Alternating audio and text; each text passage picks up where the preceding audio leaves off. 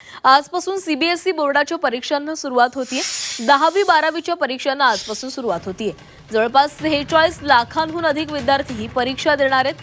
Paper फुटीच्या अफवांना बळी न पडण्याचं आवाहन प्रशासनाकडून करण्यात आलेलं आहे। तर आज सीबीएसई बोर्डाच्या 10वी आणि 12वीच्या परीक्षा सुरू होत आहेत। 46 लाखांहून अधिक विद्यार्थी परीक्षा देणार आहेत।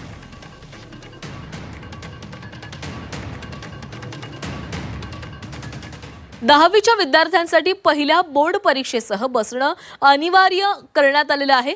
जे पहिल्या परीक्षेत किमान 3 विषय देणार नाहीत त्यांना अनिवार्य पुनर्परीक्षा श्रेणीमध्ये ठेवलं जाईल, असं सीबीएसईनं म्हटलेलं आहे। सीबीएसई 2026 पासून 10वीच्या 2 बोर्ड परीक्षांनी सुरुवात करत आहे।